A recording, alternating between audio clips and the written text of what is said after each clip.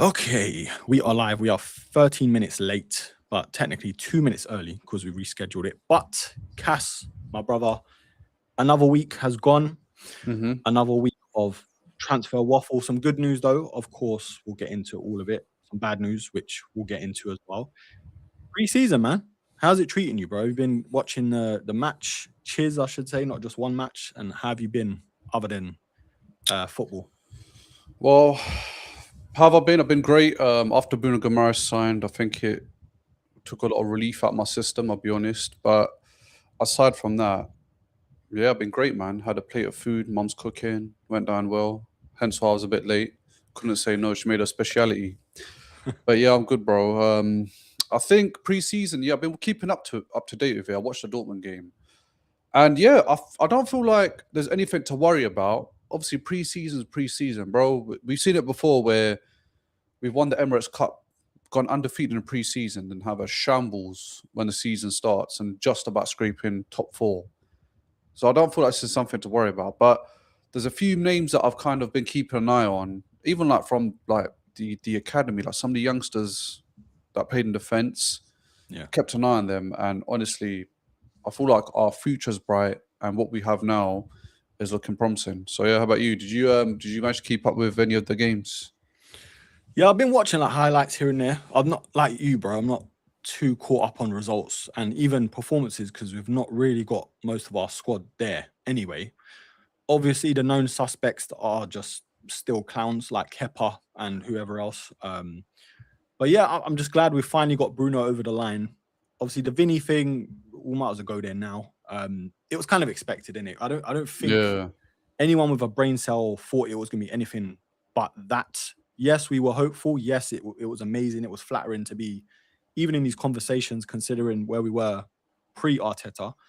But at the end of the day, if you're shooting for the moon, you land amongst the stars. That nonsense saying, that's kind of where we're at. Hopefully, we go for a Barcola, a Yildiz, all these players that aren't on the level yet, but definitely are around amongst it, like in a couple years' time, I'd say. But yeah, man, I mean, pre-season, look, we've lost against Tottenham in so many different teams in the past pre-season, battered even, and then we've won things. So you can't get caught up too much in it. But I think there's promising signs. Wanyeri's back in the mix. Daumann's looking like where he left off last season, even better, I'd say. Zolis, of course, getting an assist and this and that. But yeah, bro, I mean, how do you feel about the Vini thing? Is it still raw? Is it still like, kind of expected it, bro? I think obviously we didn't get Vinny's disappointing, but I think the fact that Arsenal are willing to pay and do whatever it takes to get Vinny, if the Real Madrid, plan didn't go ahead and they weren't able to renew his contract with what he wanted, I think that's promising signs. It just shows that Berta's really aggressive. And I think the most interesting thing is that before I've mentioned as well that Arsenal cared about revenue, so whatever they make, they'll kind of keep and not reinvest it back into the squad or into the club.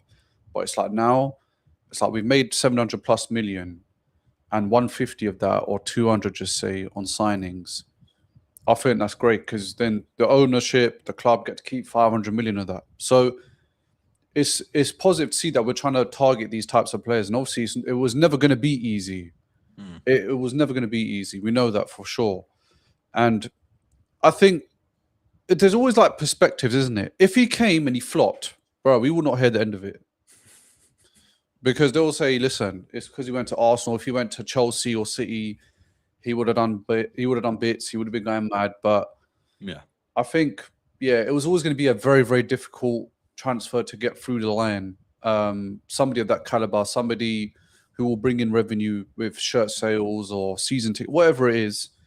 He's an asset, not only for bringing success to the club, but also making the club money. So letting someone like that go isn't obviously going to be Real Madrid's agenda. I think if Real Madrid was successful in winning the league and Champions League, just say, like this year, last year, I think they would have probably let Vini go. But I think because they're having such a bad patch, it's like they don't want to let go of superstars that are performing well for them. Like I know some people might say Vini's not been doing well, but the thing is, look, if they let go of Vini Jr., who can they get? And Real Madrid aren't the type to buy average players. Who would they get? Yeah. The thing is, just to add on to that, there's no real standout left wingers that are above a Vini. I know Kvaratskhelia there, but can they tempt him from PSG? I Like don't they'd think be so. paying big bucks. Obviously, Real Madrid are probably the only team that can. But if you're letting a Vini go and then getting in a Kvaratskhelia, it's like you're kind of just replacing like for like, but not knowing what he can do in the team already. Do you know what I mean? Mm-hmm. They signed that other guy. What was his name? The Ivorian. Diamande, Diamande. Is he a left wing or right winger? right winger. Right winger, isn't it? Yeah. See, they got Rodrigo. They got Arda Güler that can play there as well. So the left wing market, bro, when it comes to elite players, there's not many of them. I'd probably put just two there, Vini and Kara. But we do have a comment already. Big up Manji. Feel like we need a defender on loan and then save money for Jan to make a significant signing if it's difficult during the summer. What do you think about that? Do you know what, Manj? I'll be honest with you, bro. I feel like it's harder to get a staple signing in January than it is in the summer. Do you know why? Because for some teams, they're battling relegation or they're trying to battle for the top spot or they've got a great Champions League campaign going on. So departing with a high caliber player will be tricky midway through the season because you've only got a month and not many teams like to let go of superstars during a campaign. I think in the summer, it's more ideal because teams can plan and they've got pre-season and they can start the season fresh with new signings. Whereas halfway through, I know we've seen some major signs like Luis Diaz went in the January transfer window, but and Kvaratskhelia as well, he went in January transfer window, but I feel like it takes like a substantial fee to tempt players, whereas I feel like it'd be easier than January. But yeah, I don't know, like defender on loan in terms of what, centre back, right back, left back, whereabouts would you say we need? I feel like we're fine, bro. In my opinion, I feel like we're fine at the back, barring the injuries, obviously, but I feel like we're fine. Yeah. Thing is, I think even Timber's not fully fit yet. Arteta, I was about to say Wenger. Arteta said he's like weeks away. Of course, Ben White, he's not been the same since into the ground a few seasons ago. I feel like we're good centre back wise because there's more wing backs or full backs that can play centre back, but there's not enough centre backs that can play the full back in our squad at the minute. But who would you get on loan though that would pull up trees or at least do a great job and not just come for the wages or come for the vibes? You know, I think Konsa would make the most sense, but he's the sort of player you'd sign to like permanently. Because he can play a right back, he can play centre back, and he's good. He's good, bro. I actually like Konsa, but he's not a Gabriel. He's not a Saliba. Do you know what I mean?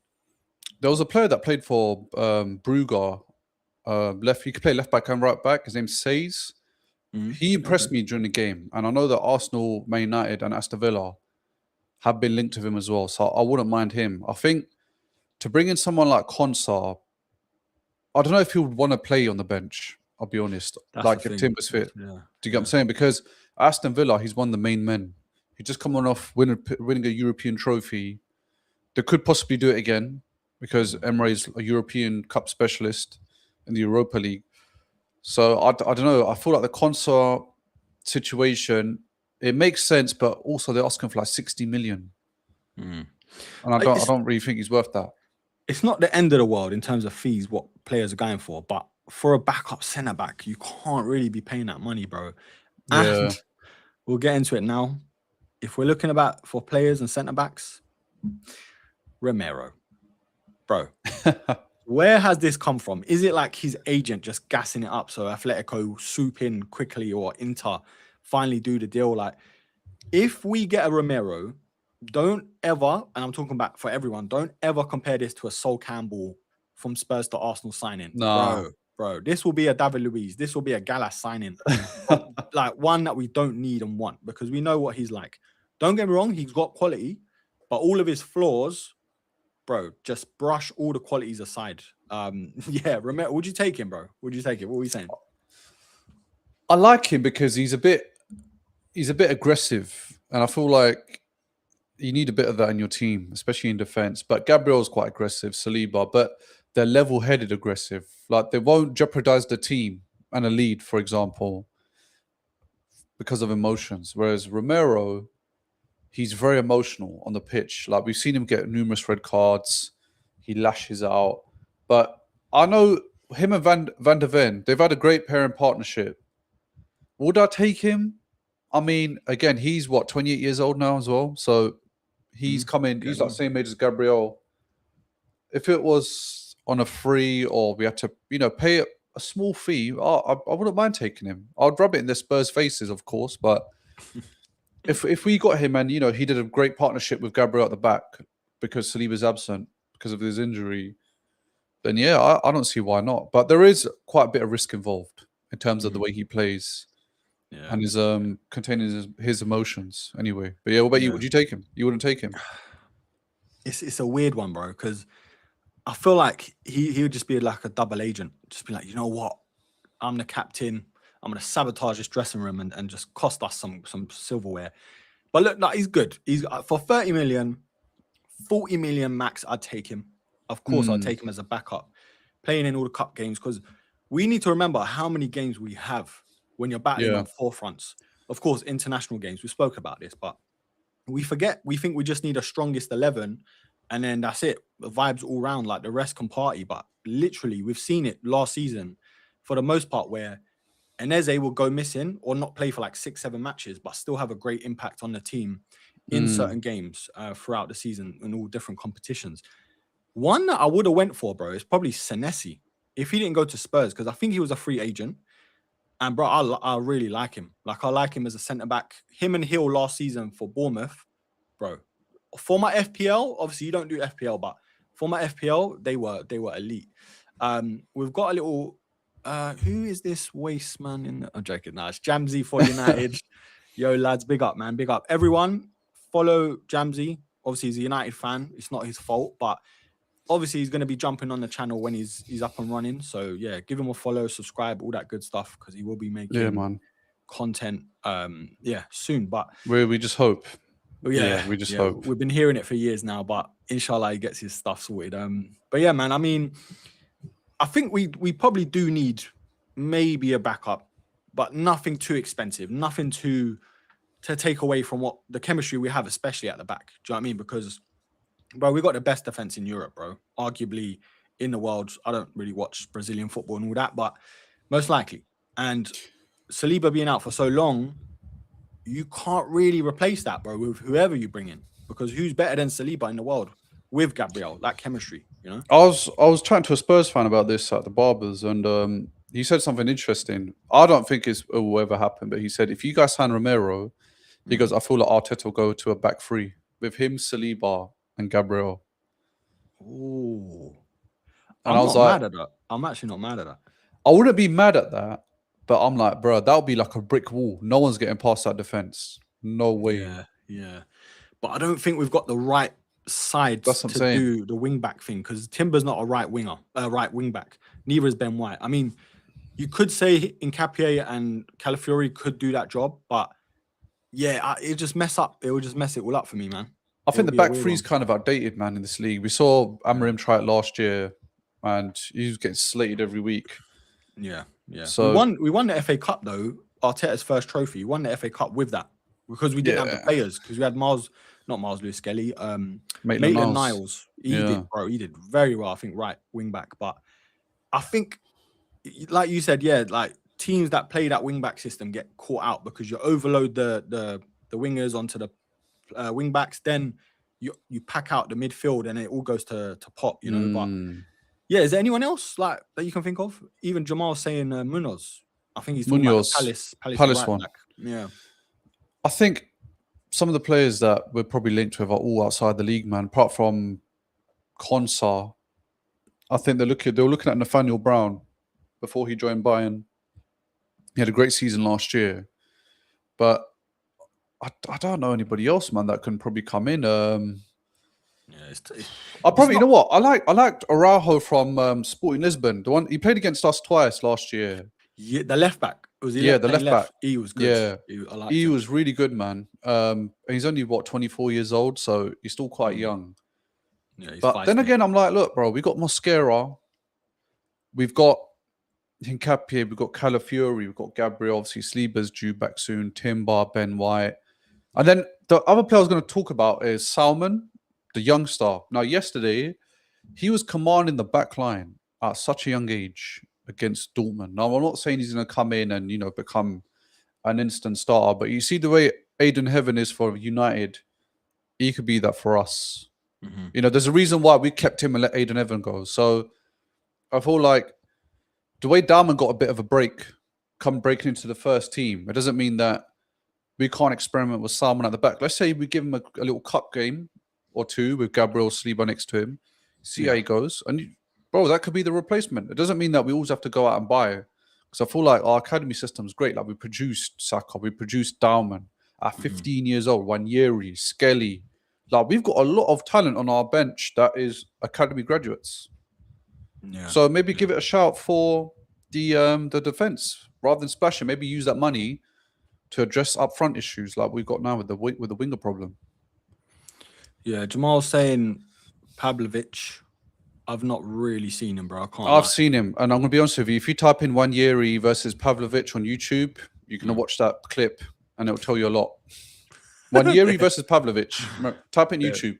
There we go, Jamal. To be fair, you guys will take anyone at this point because you got a lot of work to do, man. Mason out, coming off injured now. You got all these players that are just, where are they, bro? Where are they? But anyway, we'll see what happens, man, because you guys need, I'd say, a full spine. I think with us, we may be overreacting a bit in terms of, oh, we need a left winger, but we've seen it just takes one or two injuries, bro, and the whole balance is off with a team.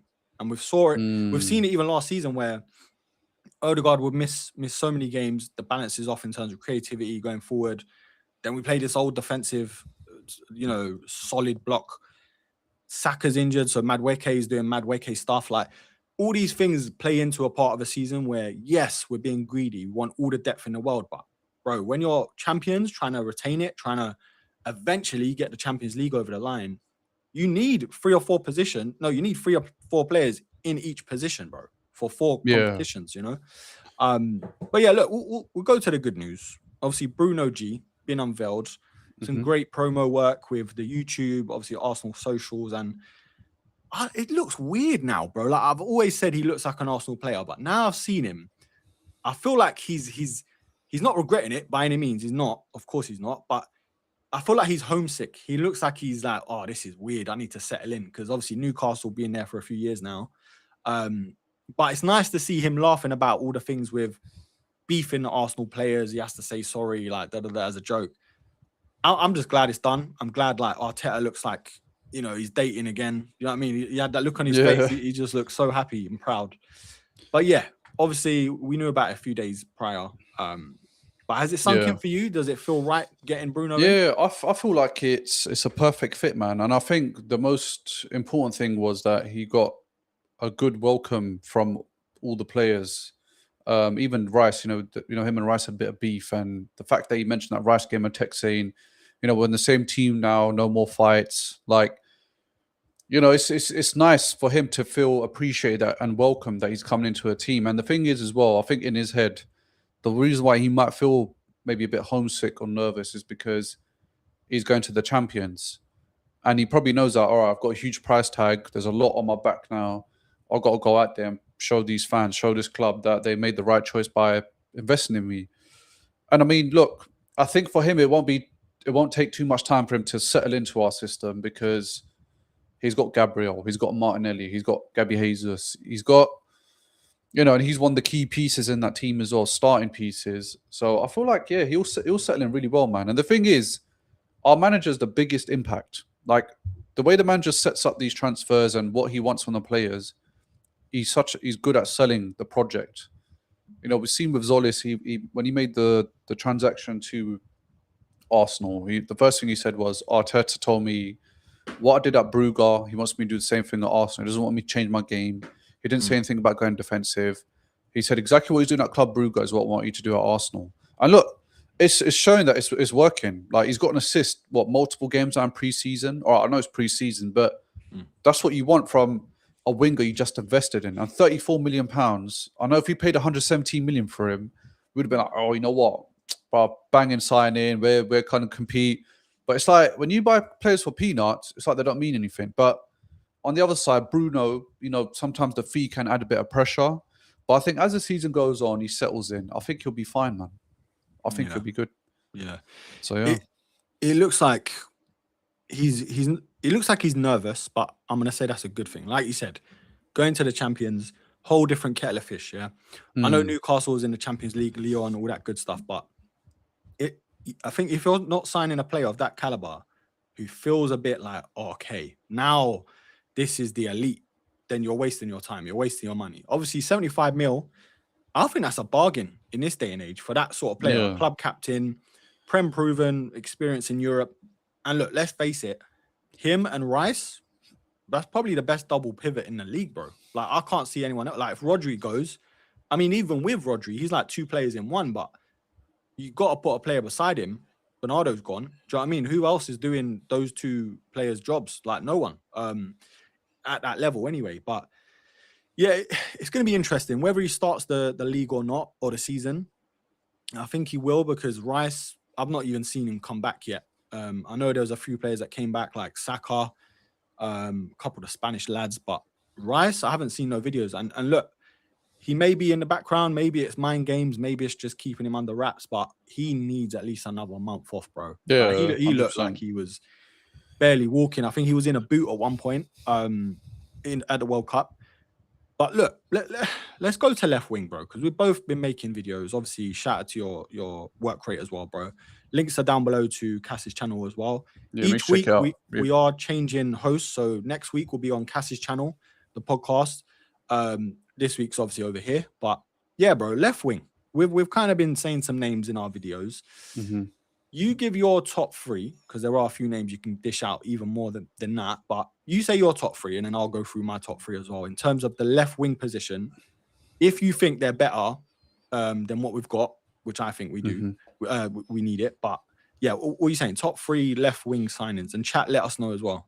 Top three winger signings. All right, I'm going to go for my first one is going to be Juve. Kenan Yildiz, I think we mentioned him last week as well. If we don't get Vini, I like Kenan Yildiz. I think he's Martinelli level, but with better finishing. Like in terms of Martinelli's work rate, no matter how trash he is in front of goal, but he's got elite work rate. Like he can run back, he can run forward. One thing we can't say about him is he doesn't try hard. He works and he puts his heart on his sleeve when it comes to Arsenal Football Club. Like he works up and down. You know, there's so many times where he saved us from conceding, but Kenan Yildiz reminds me of that Martinelli work rate, but he's got better end product and he's better at taking players on. So he's my number one. Number two, I'm going to say Antonio Nusa from Leipzig. I feel like Arteta can really develop him. I know he's not a big household name, but I think we can get him for under 100 million. Same as Kenan Yildiz. I think we could get him for the 100 million or just under the 100 million mark. Yeah. Because I think I did have Barcola in my top three, but then I'm thinking I'm seeing 140 million, man. Is he worth 140 million? He doesn't even start for PSG. I don't think so. I feel like it's way too much, man. And I feel like, you know, with Vinicius, it was understandable why they wanted such a substantial fee, because, like I said, you're getting an asset which can make you money as well from sales of shirts, Ballon d'Or caliber, but Barcola, bro, he's not even like in the top 5 rankings of Ballon d'Or, and he's going for 140 million. Like, I think that's so absurd. So, for the financial perspective, I'm going to put Barcola aside, and I'm going to go for someone that we've never mentioned. I've been keeping an eye on him from Ajax. He's heavily linked to PSG. I think they've agreed terms as well, so that says a lot. Mika Götze from Ajax, absolute class baller. I mean, both-footed, quick. And he kind of gives me that Brazilian vibe. You know, the way his touches, his turns, everything like that. And I feel like he's quite young. He's a good prospect. But then again, it's like, you know, if you can buy a gem, bro, like Zolis, and they can be so impactful that they're competing with the best in the Premier League, for example. So, yeah, those are my top three. So I'm going Mika Götze, Yildiz, and Antonio Nusa. Solid. I mean, look, I think Wenger even said it. I know it's Rob Holding, but when Rob Holding burst on the scene, he was good. Yeah, he was good. 10 million, I think, from Bolton or something. I can't remember. But they used to ask him, like, oh, Rob Holding, and he used to say, look, if he cost 100 million and his name was Roberto Holdini or something, Holdano, you lot will be going crazy. So it's not always how much you're spending. It's more about the profile of the player and everything. Yeah, I got Echo Yildiz because he's obviously fellow Turk and that. But bro, this guy, even he weren't 100% at the World Cup because he was injured going into it. He comes on for Alpay Yilmaz on the left, bro. Different winger. Definitely similar to what Martinelli used to be. I'd say 22, 23, but more direct, better finishing, but also like he's not afraid to make the runs in behind like a striker would. Do you know what I mean? He'll pass it into say an Odegaard, and then he'll make that darting run in. Whereas a Martinelli used to do that, bro, with a Zinchenko or a Xhaka. Like that left 8, perfect for him. And even for Yildiz, if Eze picks up that role or Odegaard, lovely. But yeah, I think there's reports saying Juve reached decision on selling Yildiz. So I don't know if they've done it or yet, or they're looking to over the next day or so. They're looking at around 100 million euros. So what, 85 mil? Round about that. Honestly, in this current climate, for what he is, age, ability, even branding, bro, he's like one of Adidas's top athletes, top ballers, you know? So yeah, that could be a great thing. Obviously, I don't even know if we've ever signed a Turk, bro, at Arsenal. And no, I think we did. We had one in an academy. Or Yuzup or something like that, I remember. But he's like Dutch or something. I don't think he was like Turk. I know he plays for Besiktas, but he was like a Dutch Turk or something. I can't remember how that was. Oh, you mean like a proper village Turk? Nah, proper international Turk, you know? But yeah, if he's the first one, bro, that would be amazing. So I'll put him up there as top priority. I'm also putting Alvarez, Julian Alvarez, but I know he's a striker. I know that.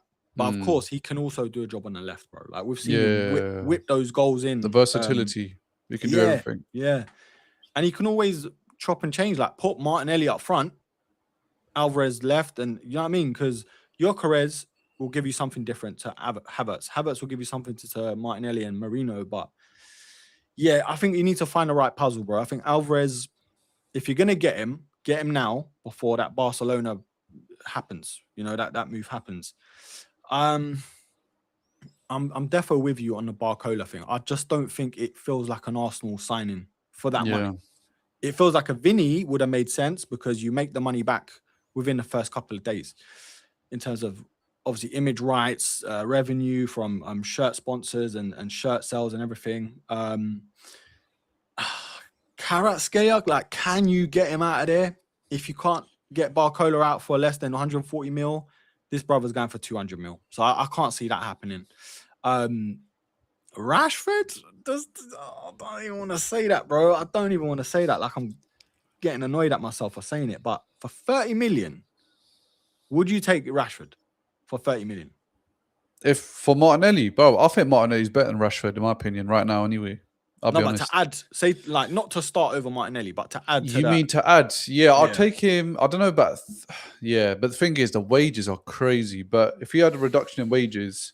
Because I know that if we sign him, he's 28. So this year he'll be 29. And then we'll probably look to sell him next year or in 2 years' time. Getting him off the wage box will be crazy. Yeah. We're struggling to get with... Yeah, hey, Jesus. We will struggle to even get Zinchenko off.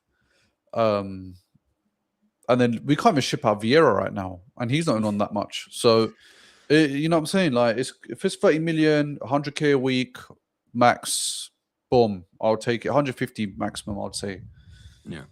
But yeah, nothing like 250, nothing like that, or 350. That's way too much. But yeah, splashy, brushy, too splashy.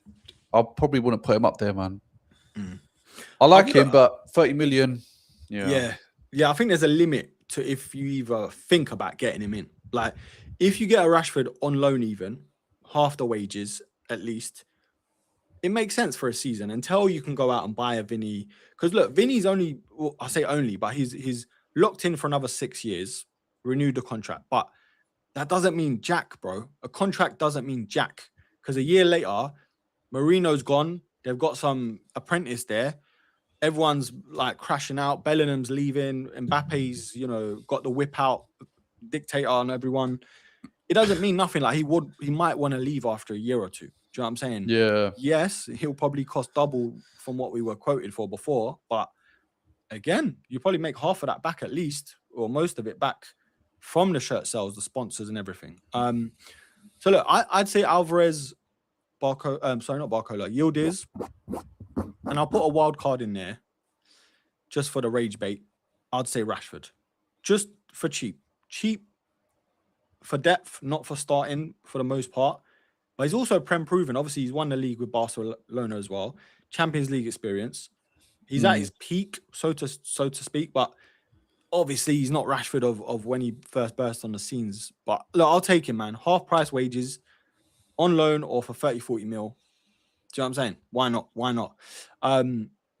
Yeah, are there any other names though, bro? Like that I can think of. I don't know. Like There's Liao, but I heard that Liao's agents offered him to, I think it was Chelsea or Villa, one of them two, Leeds and Arsenal, and all three rejected the opportunity to take Liao. Leeds? Yeah, Leeds said no. Bro, I've never been a fan, you know.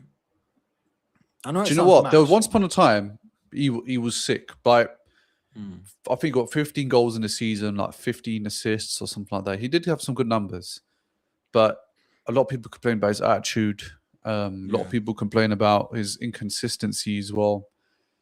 And he said, one of my favourite teams in the Premier League is Arsenal. You know, if I was to play in the Premier League just before his contract renewal at AC Milan. But honestly, like imagine someone who's 26 years old, once one of the best prospects in Europe, almost took AC Milan to the final in the Champions League. That was the season where he had a good breakout. Helped Milan win the Scudetto for the first time in, 11 years? And then now you can't even get signed to Leeds Football Club. So they're saying Fenerbahce could be swooping in for him. But it's so mad at 26 years old. Yeah. You know, you're trying to find a job. Bro, the thing is, Turkey's cooking, bro. Salah's going Trabzonspor, Darwin Núñez apparently as well. Obviously, Osimhen has gone to Gala like a few years ago now. But Fener's cooking. Fener's getting Lukaku apparently. So if that happens, they got Greenwood as well, didn't they? Yeah, Greenwood. Ake as well, Nathan Ake. So if that happens, which hope to God it does, that opens up the Napoli door for a Jesus. Yeah. So, bro, that would be great. But yeah, man, let's see. Because even in Turkey, the Gala boy, I mentioned him earlier, Alpa Yilmaz. We were linked with him last season, and he's still good, bro. Like on the right and the left, he can play both, even up front. But I just don't think he's been. I feel like he's been overshadowed by an Osimhen and a Yildiz and a Güler in the national team, especially. So, yeah, I don't know, man. Where do you see it though? Do you see? Because I've seen a lot of like these fans online, bro, like all trying to get clips out, all trying to do the rage bait thing, like, oh my God, Arsenal are in trouble. Oh my God, panicking. Oh, but it's like, bro, we've still got the best team in the league. We've still got the best depth in the league. No one else has really been pulling up trees with transfers, bro. Like, name me 5 players or 3 players from each team that I've been like fearful, like you're fearful about. Because I can't. Yes, Anderson, decent sign-in for the price, not so much. Tillemans for United, we're good, bro. We're all right. Rodgers, I'm not even bothered, bro. We've got Eze. Do you know what I mean? So can you like? Are you shook? Are you just like, nah, bro? I'll be honest with you. Like they're saying that the left wing situation right now in the Premier League throughout all teams is absolutely terrible, and I have to agree, man. Like the caliber of players on the left side isn't great. Like Gordon's left now. You know, he's somebody that I wouldn't mind at Arsenal. But yeah, there's nobody that really shouts out, like they're playing. They're like, if you look at City's front three, let's say Foden, Haaland, Doku, Semenyo. Yeah. I mean, we know what they are individually, but Foden's had an off year last year. Doku, I'll probably say he was probably the consistent player. Especially second half of the season. He's hit and miss. Yeah, second half of the season, yeah. And then Semenyo, but he had a great season with Bournemouth, went to Man City, had 1-2 cups. So, but yeah, again, towards the end, he played Bournemouth and he didn't really show up. So nobody really screams that, these guys have some serious threat up front. Yeah. But then those Arsenal fans, obviously, we were quite poor, so I don't feel like we got a leg to stand on. But yeah, nobody really shouts out, "Yeah, your threat" to me. I'll be honest, but yeah, in terms of departures, though, I was reading Zubimendi might be leaving, and Real Madrid are interested, and apparently the price tag may be in excess of 75 million. What would you say? Let him go? Ooh. I remember Bruno G or Rice get injured, God forbid. Then you've Yeah. got Skelly But and that's Marino. the thing. That's it. But I'm still not convinced that Marino's a centre mid. Like, I know he is by trade, but I feel like he's more of a progressive 8, or I wouldn't even put him as a 10. I'd put him more of a progressive 8 or even a striker. Like, those two positions are strongest, because I don't think he's mobile to get up and down the pitch, or No, he's not, man. He could in get that beaten for 6 role. pace. Yeah. Yeah, because Rice is powerful. He's not fast, but he's powerful. Like, he strides. Bruno as well. He like scuttles, in it. Like, he just gets in those pockets. And Zubi, I don't know, man. First half of the season, Zubi was on fire. Yeah, But the fatigue kicked in, man. That's what let him down. Now, I feel bad for him because you're kind of getting thrown under a cosh because Rice was kind of being protected, which I don't feel like is fair, because obviously we know football's a team game, but the scapegoat was Zubimendi. Like, he's not the guy. He needs to be replaced. Yeah. And look, obviously we've got Bruno in now, but I don't think it's for the purpose to replace Zubimendi. I think it's just to have a reinforced midfield that doesn't allow anything to come through, and just so we have a certain type of midfield which can help the attack as well, because the attack was lackluster second half of the season. Yeah. So I'll if Zubimendi stays, man, I'll be happy. But I'd say, listen, bro, we're champions. 100 million. Everyone's doing 100 million talk. 100 million, you can have him. The thing is, Arteta loves him, and I think what didn't work in his favor, he's used to the Spanish or European, I'd say, that European break where Christmas, everyone's like 2 weeks off, you know, except for England, I think, because of the television rights and scheduling and everything else. But yeah, he had a long season, man, because the Euros as well before. Played a lot of games. Obviously, he was monumental to the Euros, winning that. Was it the season before? And England, to be fair, had a great first few months. Then, like you said, he had to play so many games because our centre mid was so thin, bro. Like, my hairline was so thin. Rice as well, you could see it. We didn't have a Lewis Skelly playing him centre mid at that time as well. So there's that. But 80 million, bro. Give us 80 mil and first dibs over Vini. We'll go there. We'll go there. I think a straight swap would be. I think a straight swap is definitely fair, and probably cash our way as well. Listen, give us Güler, bro.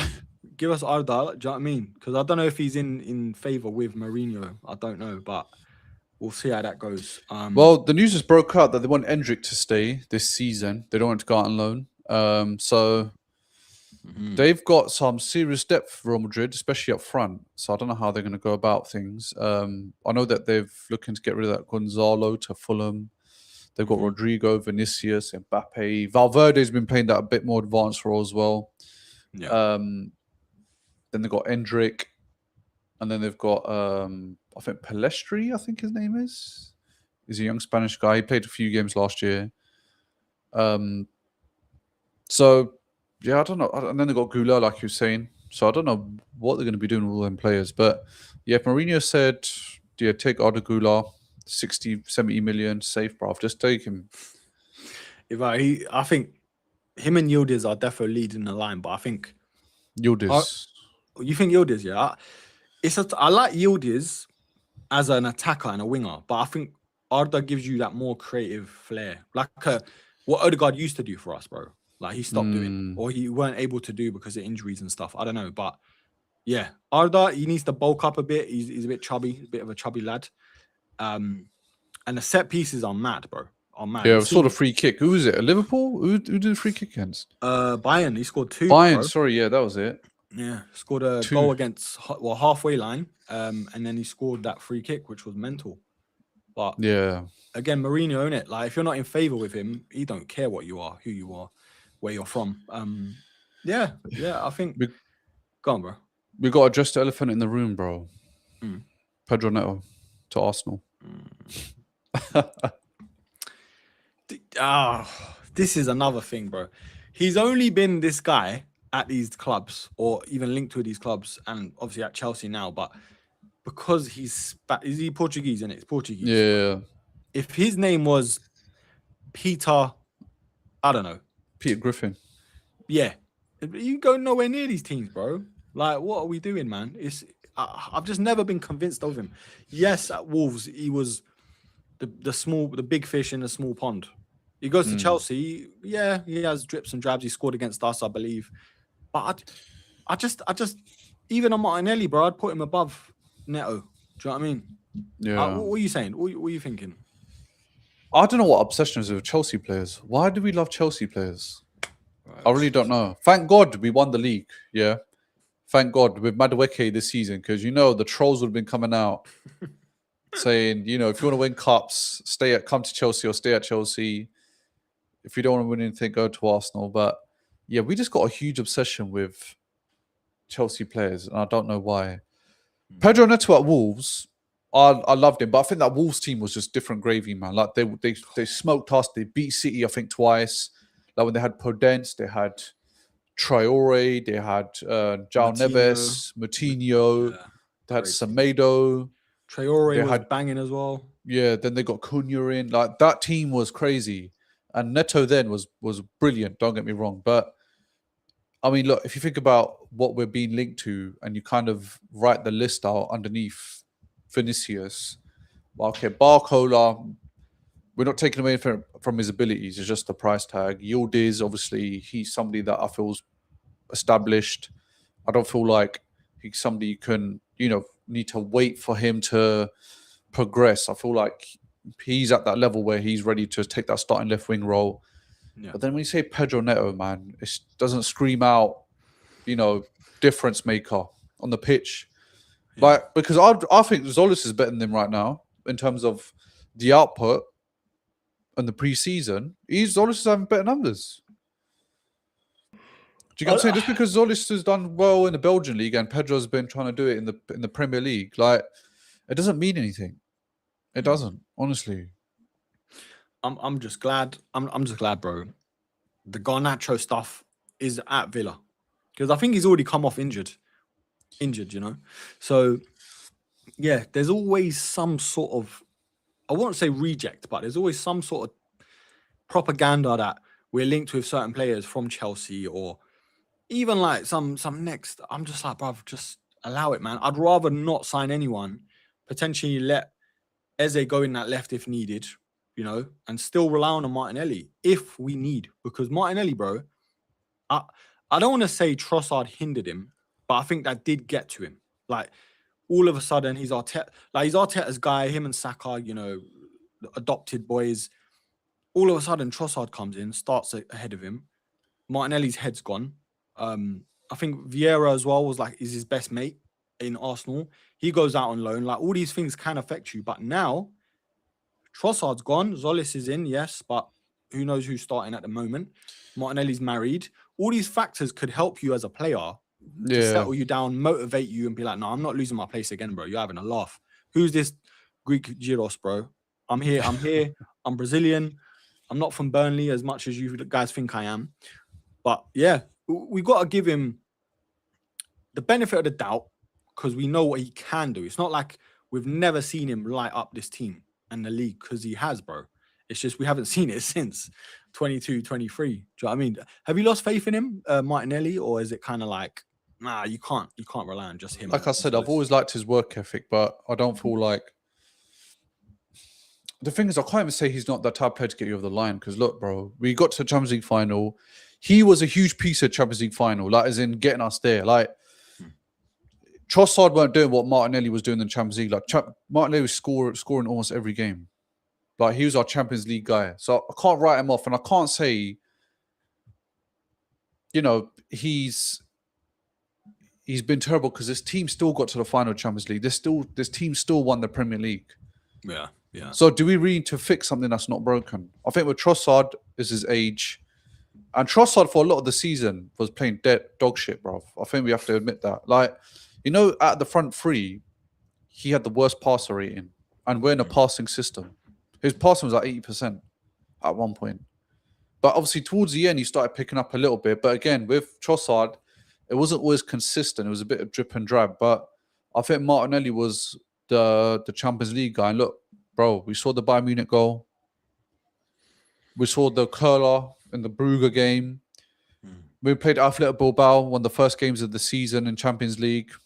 Came on, scored straight away, overhead ball. Do you get what I'm saying? Even that the City goal where we drew at the Emirates, that last minute lob against Donnarumma.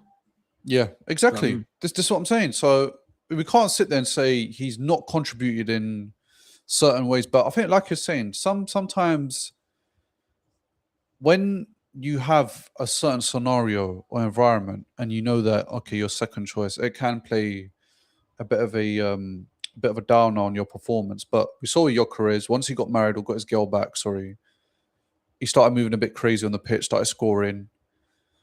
And look, he's probably thinking, Trossard's out the window now. They've got this new guy in. I don't want him to start ahead of me.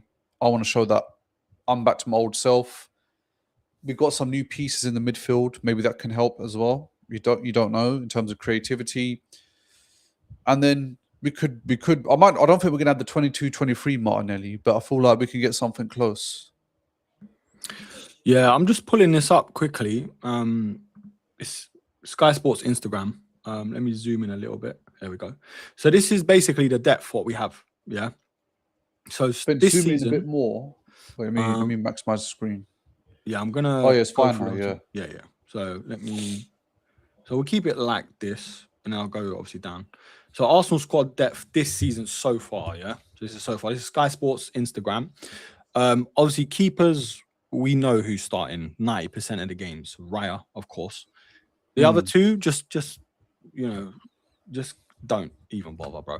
Timber and White right back. I mean, that's a bit of a worry for me because they aren't the most, they don't stay the most fittest all season. I mean, Timber, we've flogged him a lot as well since his injury. White, very similar. Saliba, of course, is out. Mascara can play right back too if needed, but he's going to do a lot of work with Saliba covering that. Gabriel, I mean, you could put in Capier there if you need. And Calafiori, again, he's bloody... he's injury prone too. Midfield is interesting because Guimaraes and Rice, you've obviously... Straight away, you're thinking that's the double pip. That's the money, yeah? That's the two that should be starting. But then you've also, like you said earlier, you got Zubi, you got Skelly, Marino and Wanyeri, which I think Wanyeri's been playing centre mid, isn't it, in preseason? Yeah. So that's interesting. That's a bit of a spanner in the works. Odegaard is a Dalman. You'd also say Dalman on the right as well, but then you've got Saka, Madueke, Havertz in the middle with Gyökeres and Jesus, Martinelli and Zolis on the left. So look, bro, now when you think about it, overall, that's a stacked squad. 90% of it, 90%. But it's a funny old sport, bro. It's a funny old game. It's a funny old season. One hamstring, one ACL. Yeah, it's a different game, man. I think the defense as well is, like you're saying, quite worrying. Like Timber and White. Thankfully, Mosquera, he's had to step in and right back, and he's done a great job when he could. Yeah. I was unfortunate what happened in the Champions League final, but I mean, considering the fact that he's not a traditional right back, he's just being played there because of the injuries. He's a great player, Mosquera. So I feel like we need to give him his flowers for that. But then you think about, what's more important now? Getting another centre back or right back or left wing, sorry. Because right now I feel like when you put it that way and you look at what was kind of lacking last season, yes, the left side, but then the right side wasn't as great last year as well. Yeah. I think the reason why we're always targeting the left side because Starboy is not on the left side. If Starboy is on the left side, we would be saying, Saka, he needs to step up a bit more or whatnot. Sorry, whoever's on the right side. But because Saka's there, he didn't have the best season either last year. Do you get what I'm saying? So, yeah, it's obviously injuries, bro. Like we've said, it just takes one or two injuries to key players. Like last season, Odegaard had like 3 injuries in a span of 2-3 months. Like it was mental. Then Saka, obviously, it's finally breaking down with all the football he's played since being into the squad, lot 17, 18. And by the way, all the players in red are starters, according to, well, on paper, it looks like. But I'd even put Gyökeres ahead of Havertz. That's what I was going to say. I'm a bit surprised that Havertz was ahead of Gyökeres. But sometimes we've seen the Hazard go in the 10 role. Like last season, we saw a little bit due to the injuries. Yeah. So you kind of got to shuffle it about as well due to injuries. Like, I know that, let's say Calafiori, or say Gabriel got injured, God forbid, and then Calafiori had to go centre back. And then Capie was left back, for example, and then Capie needed to come off. We know Skelly's going to be going there. Yeah. And I've alluded to it on the channel. You probably have as well. But I feel like Arteta, where his genius is, he'll sign players that can play in multiple positions. Yeah, versatility. So, yeah, like Guimaraes can play attacking, but most importantly, obviously a 6. Similar with Rice. Lewis Skelly, we know, obviously come through the academy and stuff. But even defenders, bro, like Mascherano, right back, centre back. Calafiori, I think, was a centre back. And when he came to Arsenal, was playing left back for the most part. Timber as well, bro. Look where he plays for Netherlands. He plays centre back. Do you know what I mean? So, yeah, it's a versatile squad. It's just, again, 1 or 2 injuries. And it just starts to have dampen everything. Yeah. But, I'm not worried because with all the rest of the league, again, with those, bro, like, it takes 1 or 2 injuries. Rodri goes out of the squad. City falls apart. He's looking like he's going Barca. But it's the same with all the rest of them. Like, imagine Bruno Fernandes gets injured for United. Where is their attacking or creative juices coming from? Nowhere. True. And the thing is, they were quite fortunate with the 1 game a week last year. So this year, I don't feel like they've addressed the depth as much as we have over the course of the last 3 seasons. So, yeah, but I feel like, it's all about, I think we just look at ourselves and hope. We've always got a strong squad every game. But when you have injuries, you're going to have to shuffle about. And when you shuffle about, some areas will be weaker than others. Not to say that the players aren't great, but you know that Capie is more comfortable left back than Skelly. We know that for sure. Yeah. And then we know that Eze is better as a 10 than I'd say on the left wing for me. Anyway. Yeah. So, look, I think it's perspective, innit? Because this team should, not easily, but still should win the league again, based on whoever else has gone to everywhere else in the league. If we don't sign another player, or let's say a left winger, I'm not stressing, I'm not worried, but Arteta better figure it out, because our attack, whether it is the system, the players, or both, we got to figure out this attacking football. Because the last thing I want to do is lose more hair watching the defensive 1-0 football again. And I get that. Yeah. It's business. It worked last season. But, bro, they're going to suss you out this season, bro. They're going to be... you're the champions now. They want to take your throne, snatch your chains. So I don't think we can do that whole, pass sideways, wait for them to attack, then pass more sideways and 1-0 it, set piece Ole, FC Ole, whatever it is. I think we got to figure it out, man. And I think the players, the system, and maybe even chopping a change, like putting a Dalman in the 10, Wanyeri, shifting him to centre mid, playing a bit deeper, dictating play a little bit, or even putting him in the 10. Like you said, you got to make shift around the squad and make shift when players are injured. But on a scale 1 to out of 100, actually, I'd say, yeah. How confident are you we're going back to back in the Prem? I'll probably say 90%. Okay. And where's the doubt coming in, though? I'll probably say the doubt is, I'll probably say the defense in terms of the injury, like you're saying. I think now that I'm looking at it, that centre back is what I'm a bit wary of, just because of Saliba, Mosquera, and Gabriel. Like, those are the 3 solid centre backs. Like Calafiori, bro, he missed a lot of time last year. Yeah. A lot of time. Like, he didn't feature in the final in the Champions League. I think he just came back, 2-3 weeks before that? But he did miss quite a bit of time. But don't get me wrong, when he's on the pitch, phenomenal player. Like, came on against Bayern, boom, got an assist after 3 minutes. Like, he's class. And that's the annoying thing as well. Like, when he carries the ball forward from left back, amazing, better than any player from that left side. But yeah, I think 90%. But again, it's my 10% doubt is just purely from injuries. If that same squad won the league last year, and that's without Bruno Guimaraes in the squad, that's without having Zolis, and I think the way Zolis looks right now, he looks like a Trossard with the numbers in terms of assists and goals, and even like his style of play is just a bit of fresh air. There's no reason why this team can't win it again. And like you said, Man City have lost Rodri. When Rodri's not in that team, that one player, their whole team collapses. Yeah. And then they've lost Bernardo Silva, who I'm not going to miss either. Yeah, because he's class, man. No matter how much I hated him, he's still class. So they're weak. Chelsea are Chelsea. Their centre backs are absolutely poor. That's their biggest downfall. Liverpool, they haven't addressed the other situation. Again, they're getting Araujo. Will he do good? Will he not do well? That's the question. Man United, as much as the fans think they're going to go and do an invincible season next year, I don't see it happening. They're not doing invincible. Sorry, Adnan, if you're watching, mate. United ain't doing invincible.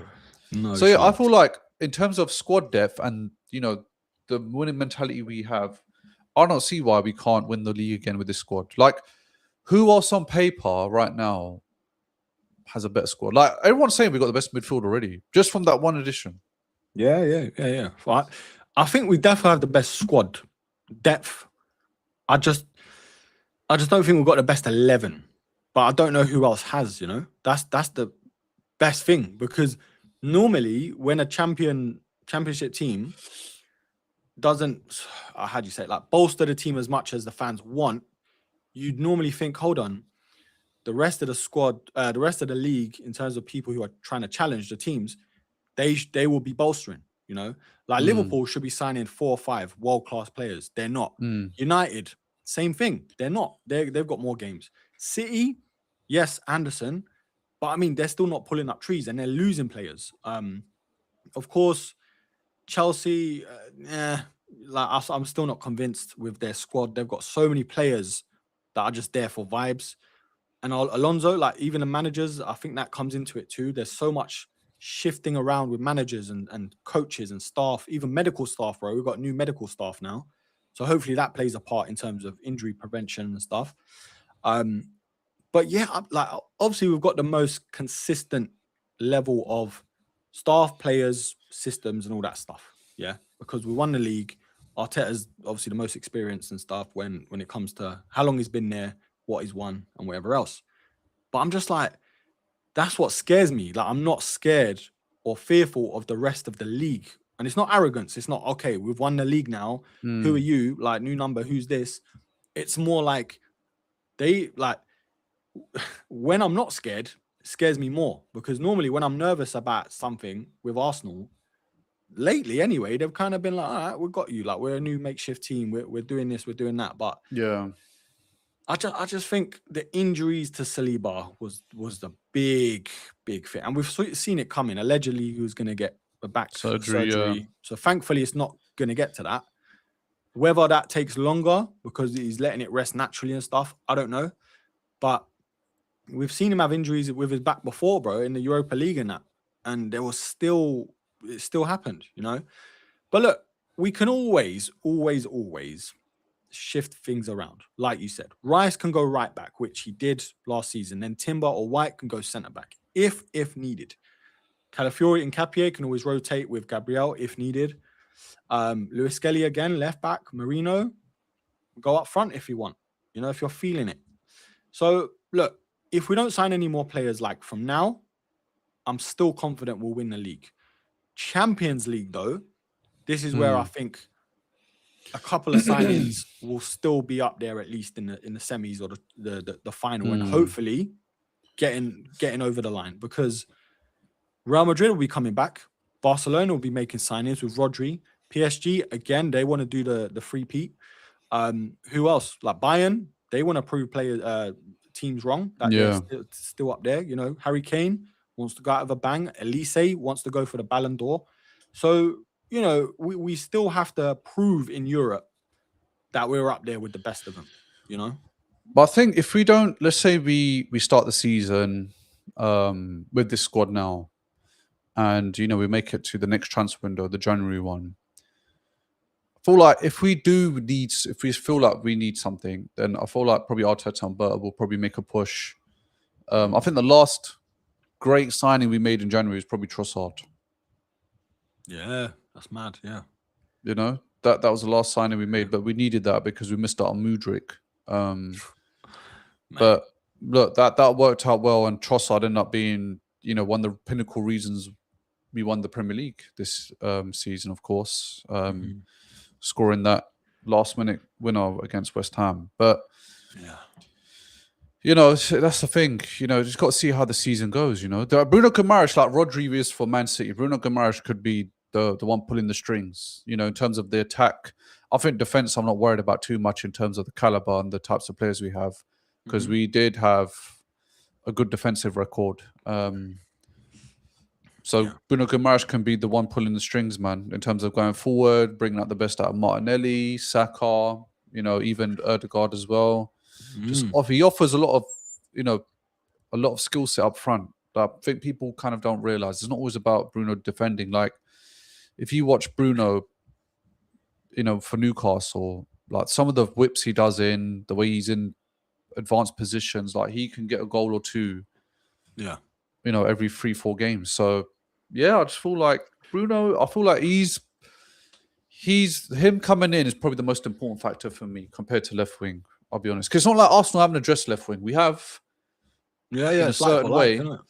But I think Arsenal fans and the media, they always got something to say. Arsenal need to make a statement signing. Do we really need to make it though? We won the league with a weaker squad last year. Like this squad right now is way better. I just want to add to that whilst it's in my head. The Bruno signing, the Brazilian connection might be key for Martinelli, bro. That's what I'm saying. Yeah, exactly. So we have to factor that in as well. I'm not saying we have to rely on Martinelli. We still need him. Because I think he has to prove us all not wrong, because we know he's not been as great as the 22-23 season, but there's still a player in there. There's still clutch moments. There's still a mad finish in there. There's still the pace, bro. Raw pace that I don't think any of our team has up front, because Saka kind of feels like he's lost a yard or two. Yeah, it's true. And look, bruv, look at Marmoush. Came in to Man City squad, paid, 70 million for him, 350 a week. Bruv, doesn't even play. Yeah. Kind of forgotten about. And then look, because they can't get it right, they've had to go and buy Semenyo now. All right, Semenyo's kind of performing a bit better than him. But it doesn't mean that because you go and splash 100 million, you're necessarily going to have success. It doesn't mean that. No.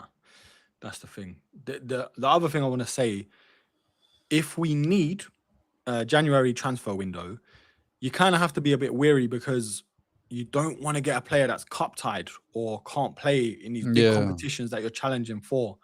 I know Kvaratskhelia went to PSG. Yeah, I don't know how he still was. Napoli not in the Champions League that season? No, they weren't. They weren't in Champions League. Yeah, they missed out. See, there you go. So even if we do sign a top player, it's not guaranteed they're able to play in a Champions League or certain cups they might be cup tied with. So it's going to be a long season. There's going to be a lot of hangovers from the World Cup with a lot of our players, in specifically the Spanish players. Yes, some English as well, but we've got a big Spanish core, bro. Merino, Zubi, Raya. That's the core, because Merino plays up front or can play. Zubi, we know he didn't really play anyway, but bro, he was shattered last season, man. So I think he kind of needed to miss out the World Cup, even though he technically did he get a medal? Because I think he did come on. Who, Zubi? I don't think Zubi did come on once, did he? No, I think he did, bro. I think he came on in the final at the end, and I think another game, but yeah. Actually, I think you might be right. Yeah. So, and obviously the English boys made it pretty far. Saka's still coming back to the Saka-ness that we know. And Rice, I think it's scary to see how battered Rice was. And I know I'm repeating it, but we all saw it. We all saw him still play on, and probably by his own means, because he's a warrior. He's one of those guys that won't rest until we've got that over the line, the Premier League. But look, I think my consensus is, if we don't sign anyone, I think we'll still win the league. Yeah. Yeah, Clip bro. me up, Adnan. Do what you gotta do. Yeah. But I don't think we'll go as far in the Champions League. That's what worries me. That's the only worry. If we do get a left winger, I think we also need to address a centre back that can also cover a right back as well, if needed. But as far as the rest goes, I think I'm all right because Wanyeri can play on the right if needed. Dauman, Jesus, if he goes, we'll probably let Marino just play a lot of games up front. But where do you see the Champions League though? Like, are you confident at least going to a semis or? I think everybody's kind of reinforced. We've reinforced in our way, but yeah, I don't feel like there's a reason why we can't go back to the final. I don't feel like there's no reason at all. Like I said, this squad's definitely better than last year already, with 2 signings. And look, there's a lot of these players that are going into a second season. You know, so they're definitely going to find their feet this year. I think. Like we saw, Gyökeres join last year, Zubamendi joined last year, Eze joined last year. Madueke joined last year. Like this, even Hincapié, like a lot of these players now, because they've had that 1 year of Arsenal, that second year, you know, I feel like that's when you start judging the team, and I feel like that's when a lot of the pieces fall together. You know, so I feel like I'm very confident. Yeah, the only thing I'm just a bit worried about is I hope Arteta does not play these second string and third string keepers, because this pre-season they have been abysmal. Yeah. Why did we sign Melier, bro? If Kepa's staying, like, it still blows my mind. It He really also- is. I don't know. I said Mamadashvili was trash, but bro, I need to change it to Kepa because Bro, I'd even put Melier ahead of Kepa. At least Melier, I think, saved the penalty at Yeah. Dortmund, the preseason thing. But yeah, I can still see us challenging for the Champions League. But it all depends on the injuries and how it pans out. If Saliba comes back after the couple of months he's meant to be out only, I think we'll be good because he'll be rested, bro. That's another thing. Like, we forget, he needs the rest. Rice, if he's a month or even 2, we got the cover. Saka, though, is the one that I think needs to have a big season. And Odegaard. Those 2, vice captain and captain, you know? But I think because Odegaard had a good World Cup, I don't think Arteta will let him go. Now, what I mean by good is that Brazil said it themselves. It was so hard to press Odegaard. You know, he did do all right for Norway. And Saka, whether he has a good season or not, I don't think they'll ever get rid of Saka because No. he's kind of the face of Arsenal. You know, academy graduate, England starter, star boy, Saka sauce, all that stuff. So shout out Nando's. Yeah, but they definitely need to step up this year. Like a lot of these players, second year, there's no excuses now. You've had your 1 year to, you know, get used to the surroundings. So yeah, there's no reason why you shouldn't be finding your feet and getting double digits assists or goals. Thing is, you touched on a great point in terms of how many players are in their second season only. We forget how many players we signed last season, bro. Or what was it 9 players? So many elite players, bro. Like, not elite, but as in for us, have done a great job. Elite. Eze, how many moments did he have last season? Madueke, he's Madueke. You know, I can't really say too much. He scored against Bayern to make it 2-1. Scored a bang against Brugge. At one point, he's playing better than Saka going forward. Yeah. There was, and you know what? He's not afraid to put the ball in for a cross. We didn't see no crossing last year. Yeah, it just ends up in excuse me, Rosettes. That's the problem. But no, or they'll cut back, pass it back to midfield. That's what they'll do. And then go all the way back to the right side, pass back to midfield, go to the left side. This is what they do. So yeah, second year, I think it'll be great. But I know we've got to see what the outgoings are as well, man. If Jesus leaves, if he doesn't leave, you know, 1 year he might get another loan spell. I think Galatasaray are kind of looking at him as a loan deal. 1 year is apparently linked to, is it Dortmund or AC? Those 2. But Jesus off the books, bro. He's on about 265 grand a week. Yeah, he's killing it, man. And then Fabio Vieira, we got to get off as well. Apparently, who's in talks with getting him now? Is it West Ham for, what's his name? Nelson.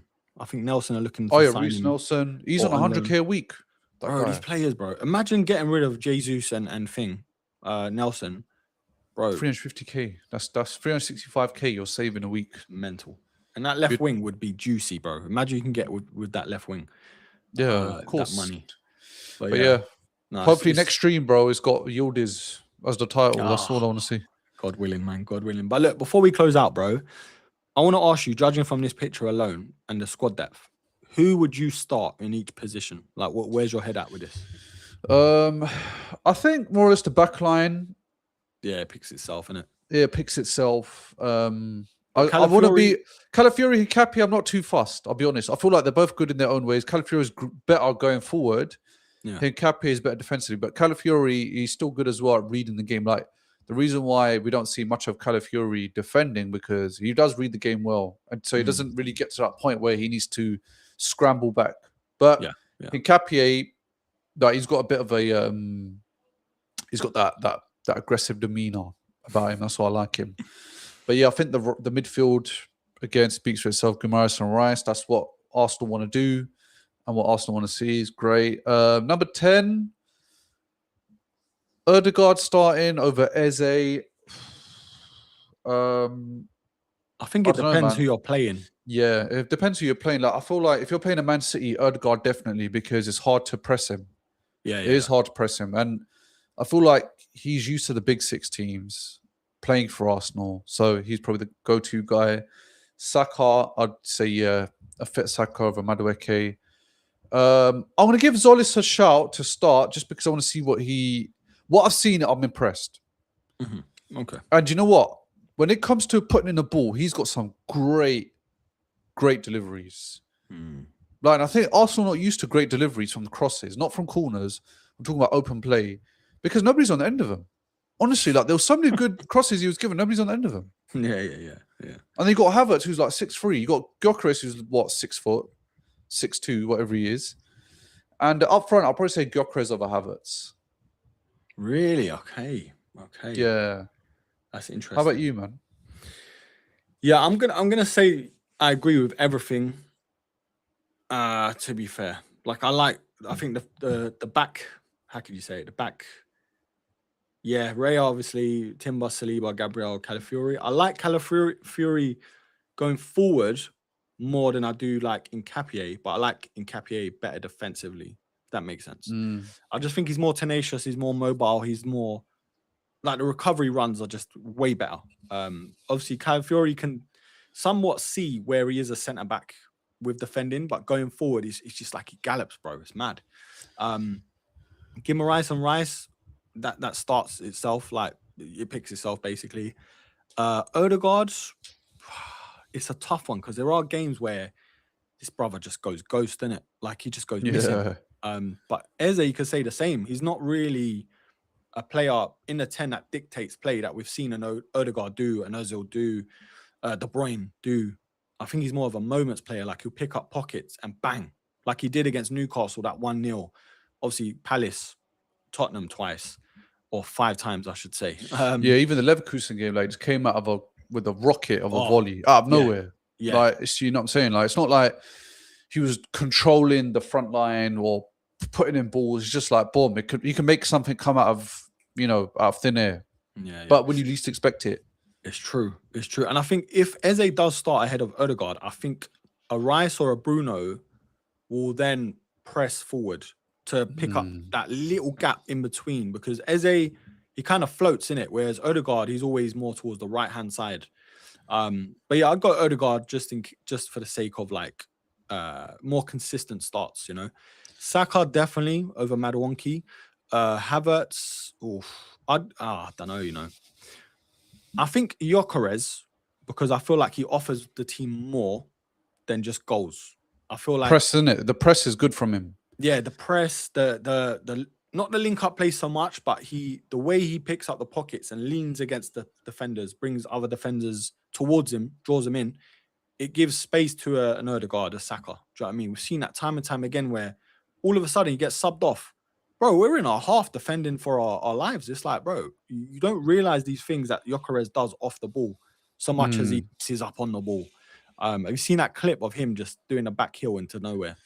Bro, that bullshit Ronaldinho flick he tried to do the pass. Bro, the amount of fans have been DMing me. This But if he pulled it nonsense, off, yeah, they'll be going, bro, this is a new Gyökeres. He's lost weight though. I know that. He looks a lot slimmer. Yeah. But I feel like he'll be good for him because he was a bit stocky, like with the turns. Yeah. Thing is, though, the problem is when you're a player of that caliber, when you lose a bit of weight, your coordination is a bit off. I'm not saying that's an excuse for his pony ass, flick, but I'm just saying, even Cazorla said when he lost weight because the new Puma kits were so tight, they had to lose a lot of weight to fit into them nicely. He's like, my coordination was all off for a few weeks because you're losing so much weight. Your brain can't recognize the pressure and all that. But anyway, yeah, Gyökeres, I think, proper striker. Havertz is kind of in between the two, isn't it? As a 10 and a striker. And I'm gonna go Martinelli.